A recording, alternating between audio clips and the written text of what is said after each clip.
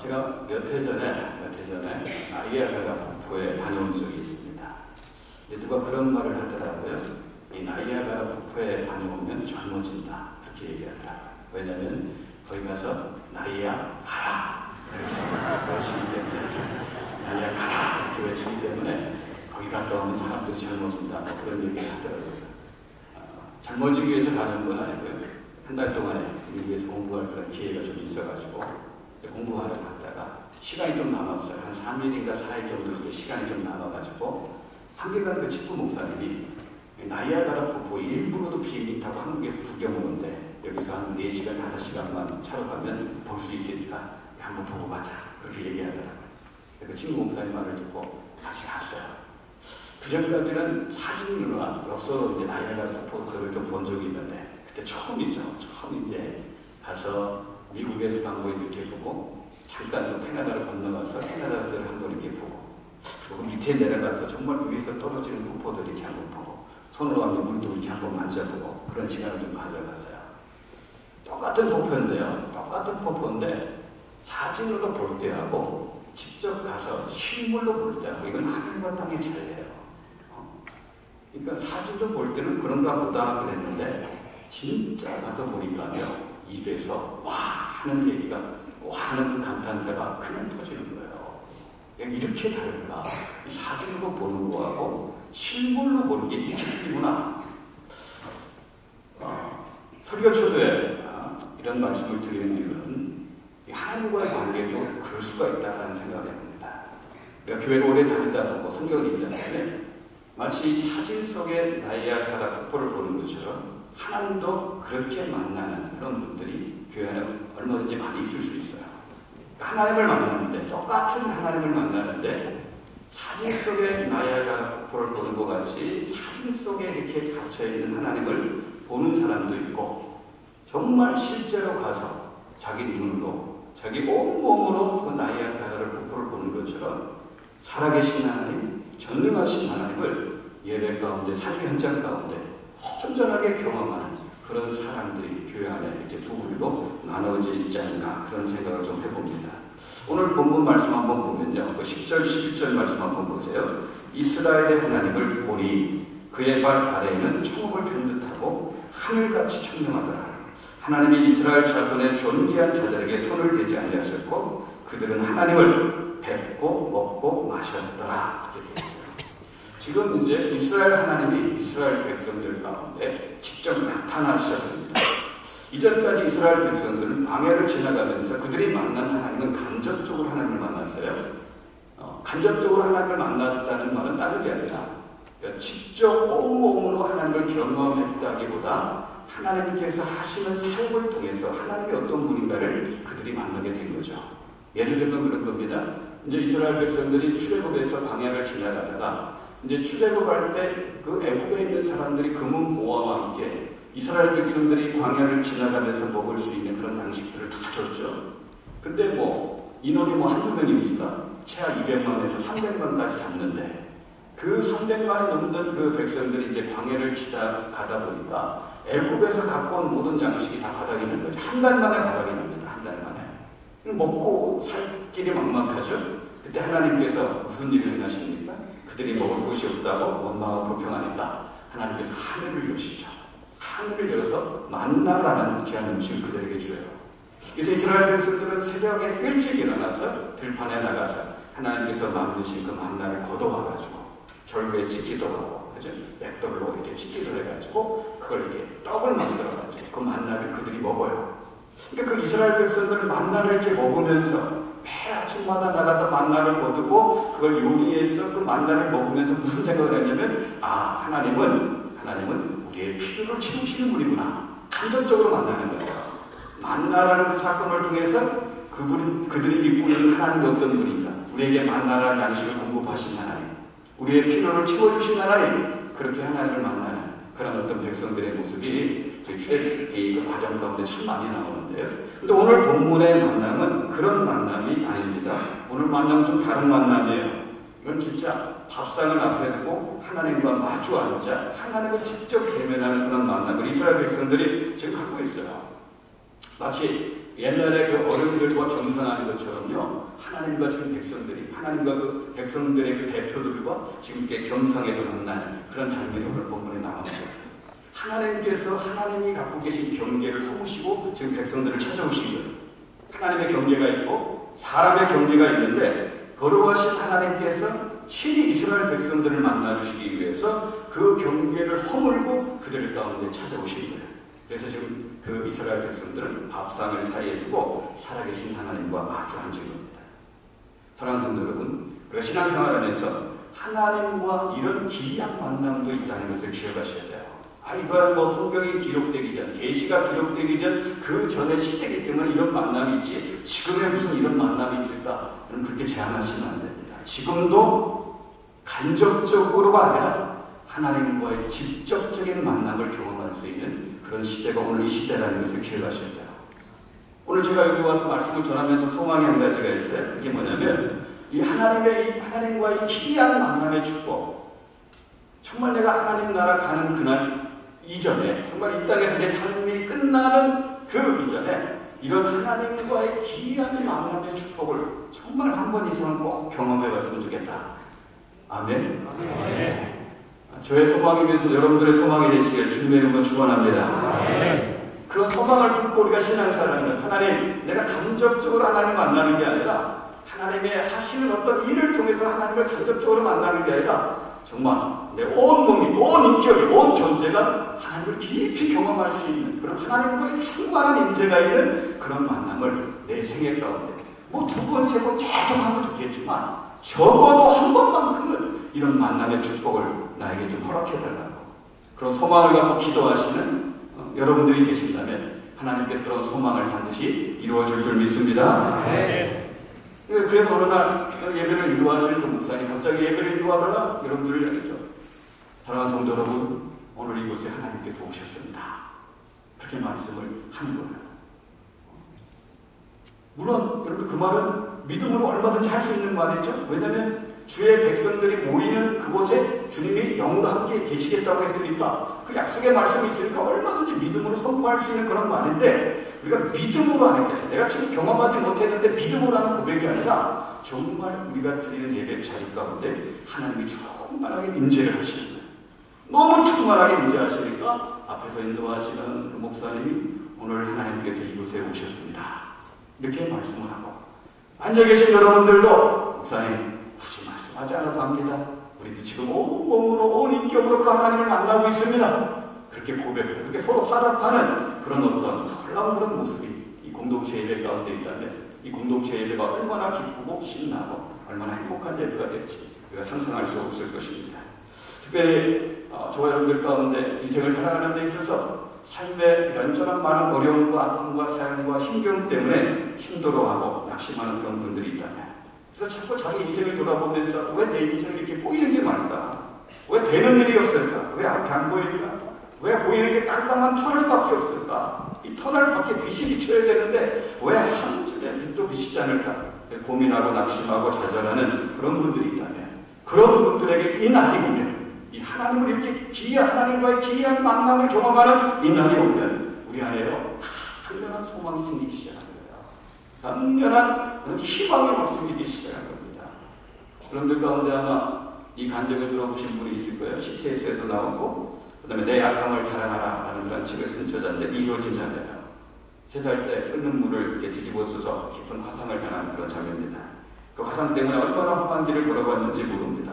학교에 입학해서 초등학교 다니는데 아이들은 생각 없이 막 말을 하잖아요. 그 자매를 향해서 파충류 같다, 고마뱀이 같다, 그런 말을 넣어서 들었는 거예요. 그 말을 들으면서 다니는 그 교회를 학교를 다니는 그 마음이 얼마나 큰 상처를 입었겠습니까?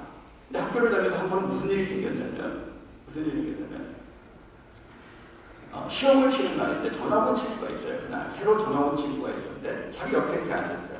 새로 전학 온 친구가 자기 옆에 앉아가지고 시험을 보다가 물도 자기를 이렇게 쳐다본 거예요. 근데 자기를 쳐다보고 깜짝 놀란 거예요. 너무 큰 충격을. 왜? 얼굴이 아주 이상하게 생겼으니까. 그래가지고 새로 전학 온 친구가 그 효진 자매의 얼굴을 쳐다보면서 깜짝 놀라가지고 충격을 받아가지고 그 다음 달에 또 학교를 한 거예요. 등교를 거부하는 거예요. 그 새로운 전학 온 그 친구도 충격을 받았겠지만 그렇게 행동하는 그 친구를 보면서 이 자매도 얼마나 큰 충격을 받았겠습니까? 그나마 이 자매에게 유일한 버팀목이 있었다면 어머니예요. 그 어머니가 그래도 잘 품어주고 격려해주고 용기를 주고 막 그랬어요. 그래서 이 어머니만 붙잡고 살았는데 그 어머니가 돌아가신 거예요. 인생의 유일한 버팀목이었던 그 어머니가 돌아가셨어요. 그러니까 이 자매가 인생이 완전히 무너진 거죠. 그렇게 힘겹게 어렵게 살아가도 어머니가 버팀목이 돼서 용기를 줬고 격려를 해줬고 그랬는데 그 어머니마저 돌아갔으니까 인생의 희망이 사라진 거예요. 그래서 해서는 안 되거나 행동들을 시도합니다. 그런데 그때마다 하나님이 기가 막히게 발견되게 해서 어떻게 다시 살아나고 다시 살아나고 그래요. 그러던 어느 날 이 자매 마음속에 내가 살아야 되겠다 하는 강한 소망이 생기기 시작해요. 강한 열망이 생기기 시작해요. 아무것도 아닌 자기 인생이었고 정말 아무런 의미도 없고 소망도 없는 자기 인생이었는데 자기 마음 가운데 내가 살아야 된다. 그 강한 소망이 생기기 시작했는데 그 이유가 뭐냐면 살아계신 하나님을 만나는 거예요. 살아계신 하나님. 오늘 조용하게 기도하는데 그 하나님 그 자녀를 찾아가서 마치 이렇게 그 어미가 그 자녀들을 안는 것처럼 하나님이 그렇게 그 자녀를 이렇게 안으시면서 아주 조그만 목소리로 속삭이게 해요. 사랑하는 딸 효진아, 내가 너를 사랑한다. 내가 세상 끝날까지 너와 함께 할 것이다. 그렇게 말씀하셨어요. 작은 음성인데 너무나 분명하게 너무나 또렷하게 그게 들린 거예요. 여러분들 이 음성, 여러분 다 아시는 음성 아닙니까? 누구한테 하는 음성이에요? 예수님 그 제자들에게 하는 음성입니다. 우리가 잘 아는 말씀이에요. 성경을 읽어본 사람은 이런 구절 아마 많이 접해봤을 거예요. 설교를 듣는 가운데 이런 어떤 설교의 내용 많이 들었을 거예요. 우리가 잘 아는 내용인데 새로운 말이 아닙니다. 그러나 그날 그 자매에게는 이 말이 정말 강하게 역사한 거예요.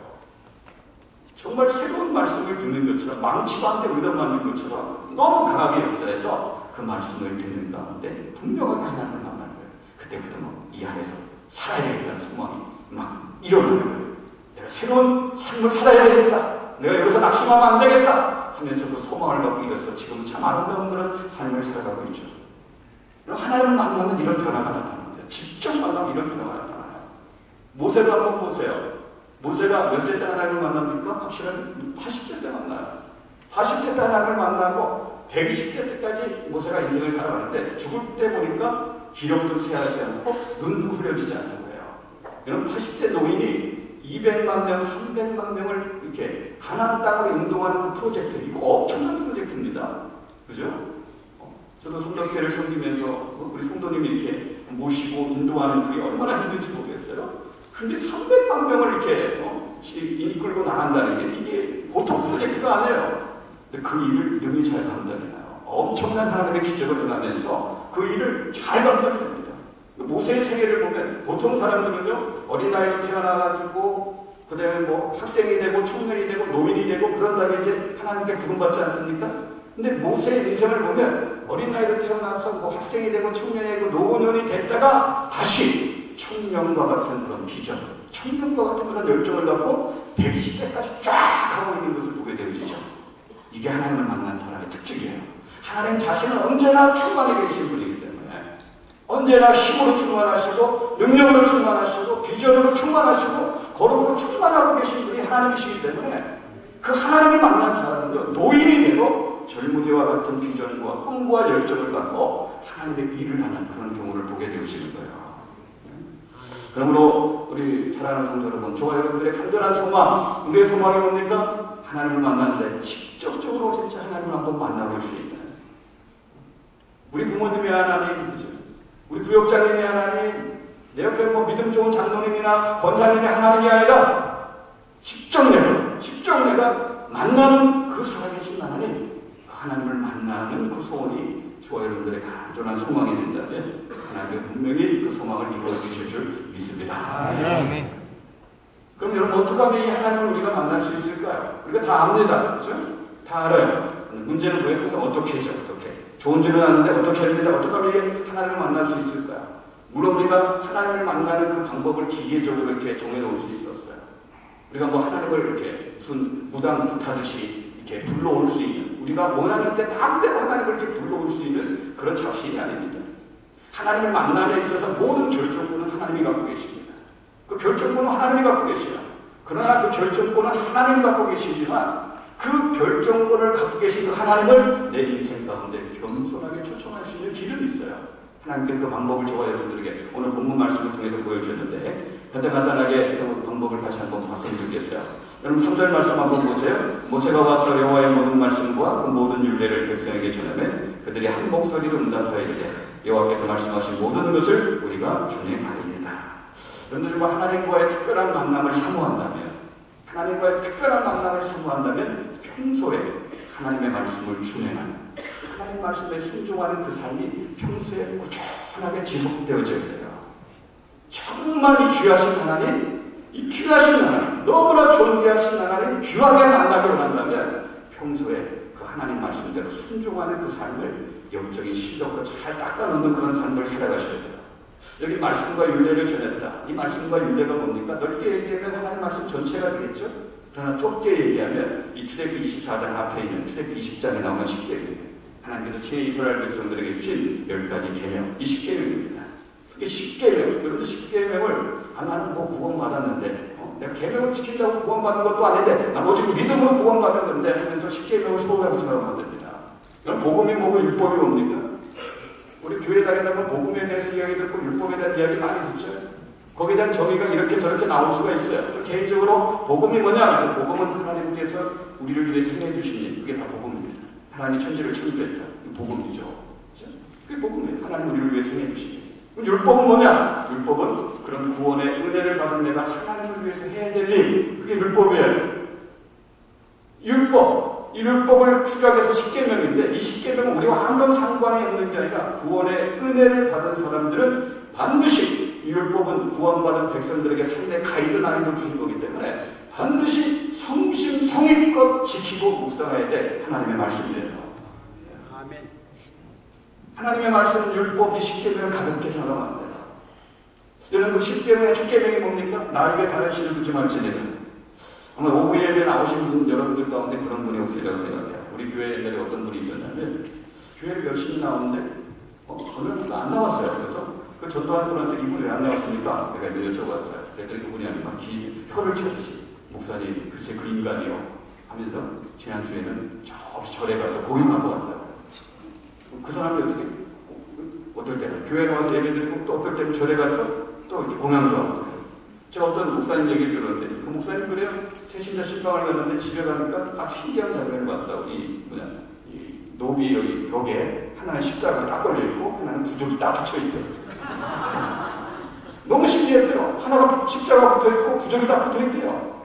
그래서 목사님 한번 신기해서 물어봤대요. 이게 저기 도대체 뭡니까? 물어봤더니 일이 하도 안 돼가지고 하도 꼬여가지고 아무래도 도와달라는 거예요. 십자가가 도와주든지 부적이 도와주든지 아무래도 도와달라는 거예요.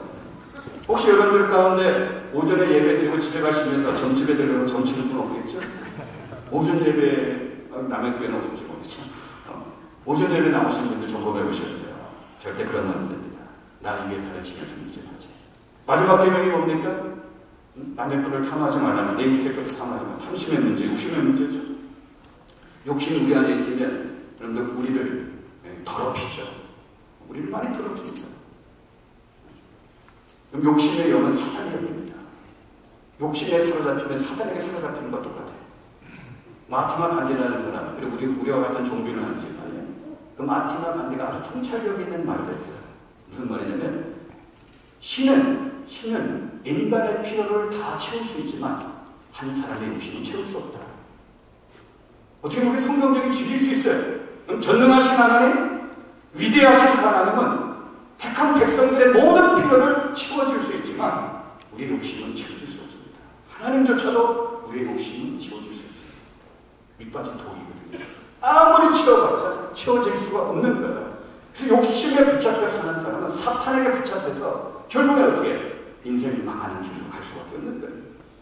이런 계명들 하나하나, 근데 묵상해보세요. 평소에 내가 이런 10계명 하나하나를 제가 간단하게 첫 계명과 마지막 계명만 말씀드렸지만 이 계명들을 내가 진짜 성실성의껏 내가 어떻게 지키면서 순종하며 살아가고 있는지, 정말 하나님과의 기이한 만남을 사모한다면 그분의 말씀, 이 하나님의 말씀, 이 10계명, 이 10계명도 성실성의껏 묵상하시고 순종하시고 저와 여러분들 되시길 주님의 이름으로 축원합니다. 또 하나님을 어떻게 만날 수 있어요? 5절 6절 보세요. 이스라엘 자손의 청년들을 보내어 여호와께 서로 번제와 화목제를 드리게 하고 모세가 피를 가지고 반은 여러 양푼에 담고 반은 제단에 뿌리고.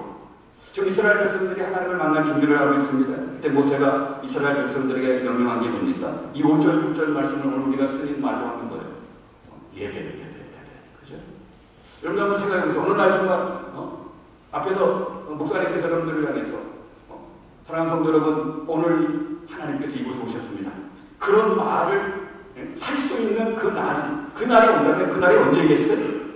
뭐 할 때 그 말씀을 하시겠어요? 이렇게 모여서 예배 드릴 때, 그렇죠.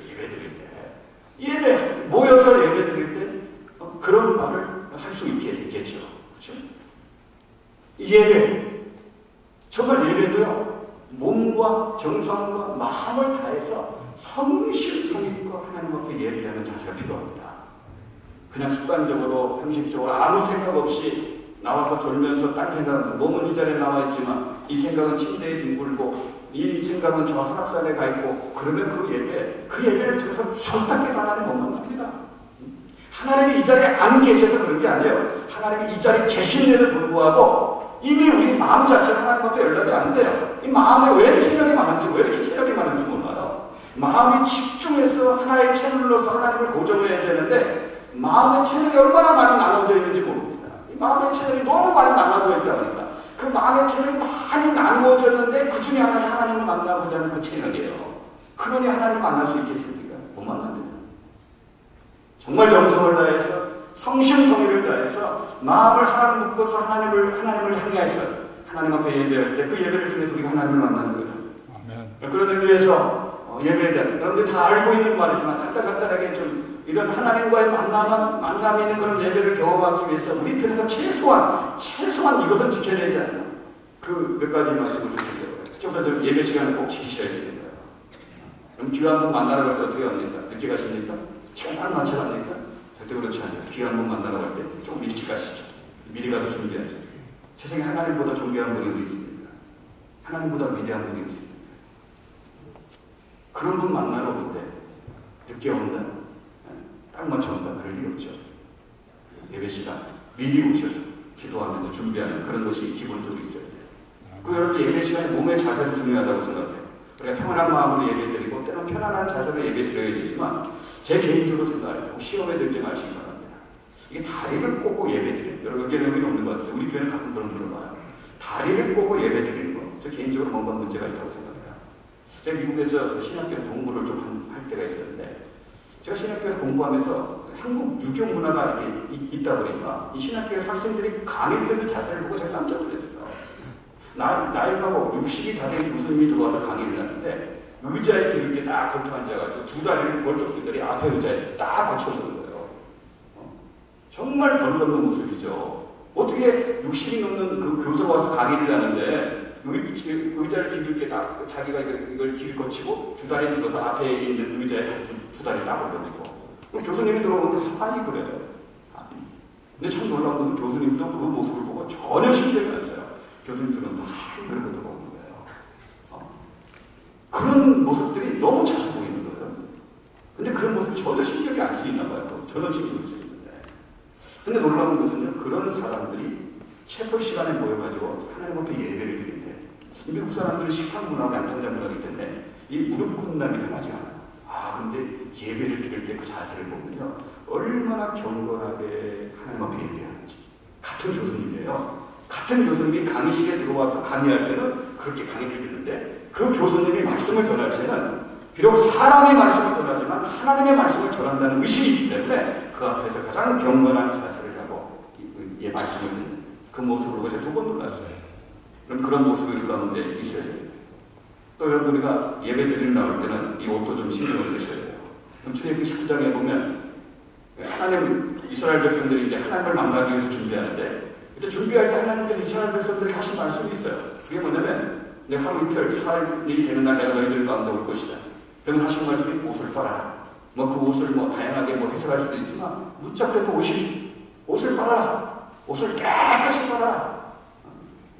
그래서 비싼 옷을 얘기하는 게 아니라 명품을 얘기하는 게 아니라 적어도 주일날 볼 때는 정말 어떻게 음식 먹다가 튀긴 거, 흠 있는 거 그거보다도 우리가 늘 입던 옷이지만 깨끗하게 좀 빨아서 좀 단정하게 옷을 입고 하나님 앞에 나오는 그런 자세가 필요한 겁니다. 특별히 예배 순서 맡은 분들은 정말 기도로 많이 준비하시고 찬양대건 안내위원이건 봉헌하는 그런 위원이건 정말 기도로 준비 많이 하시고 예배 참석하시고, 특별히 대표기도 맡으신 분들은 정말 자기가 대표기도 맡은 그 주간만큼은 정말 기도로 준비를 많이 하시고 대표기도를 하셔야 돼요. 우리 교회 어떤 분은 그렇게 얘기해요. 대표기도 순서가 들어오면 그 한 주간은 기독교 서재에 가서 책을 한 권 사가지고 은혜로운 책을 해서 그걸 읽으면서 은혜 받고 회개하고 도전 받으면서 대표기도를 준비한다. 그런 얘기를 합니다. 가끔 그런 분이 있어요. 대표기도인데 하루 전날 전화를 해가지고, 아니면 그날 아침에 전화해서 목사님 이번 한 주간 너무 바빠가지고 너무 분주해가지고 저희 대표기도를 준비하지 못했습니다. 뭐 이런 힘들고 저런 힘든 거 있고 마음이 집중이 되지 않아서 새벽에 나와서 기도를 준비했어야 되는데 기도를 준비 못했습니다. 이 준비 안 된 상태인데 올라가서 대표 기도하려니까 너무 좀 그 마음이 들었습니다. 목사님 좀 대표 기도 바꿔주십시오. 그렇게 부탁을 하는 분이 있어요. 저 그때 바꿔줍니다. 준비하지 못한 그 책임은 그분이 져야 되지만 준비하지 못한 상태에서 올라간다는 건 제가 보기에는 아닌 것 같아서 그러시라. 다음에 잘 준비하셔가지고 하시라. 대표기도 맡은 분들도 준비 많이 하셔야 돼요. 존귀하신 하나님, 정말 이 존귀하신 하나님 예배 가운데 만나면 우리 편에서 그만큼의 정성, 그만큼의 애씀, 그만큼의 하나님을 향한 우리의 마음을 보여야 됩니다. 마지막 하나 더 봅니다. 마지막 하나 더 보면 정말 우리가 하나님 만나게 원한다면 우리 안에 간절함이 있어야 돼요. 교회의 무릎을 사모합니다. 그럼 정말 하나님을 만나고자 하면 하나님을 정말 이 귀한 만남을 통해서 하나님을 정말 만나게 원한다면 하나님을 간절히 구하고 찾는 이 간절함과 목마름이 좋아요 우리 가운데 있어야 돼요. 여러분, 하필 왜 모세에게 이렇게 영광스러운 만남의 축복을 주셨을까요? 다른 사람도 많은데 왜 모세일까요? 이유는 간단해요. 모세는요 정말 하나님 만나기를 간절히 사모했던 사람이에요. 그래서 모세는 내 평생에 소원 한 가지가 있다면 하나님의 영광을 보는 겁니다. 이게 모세의 소원이에요. 모세는 어디를 찔러도 하나님의 영광을 보는 것이 내 소원입니다. 백번 김부선장한테 네 소원이 뭐냐? 내 소원은 대한민국의 독립입니다. 이렇게 얘기한 것처럼 모세는요 언제 어디를 찔러도 하나님의 영광을 한번 보는 겁니다. 하나님의 얼굴을 한번 보는 겁니다.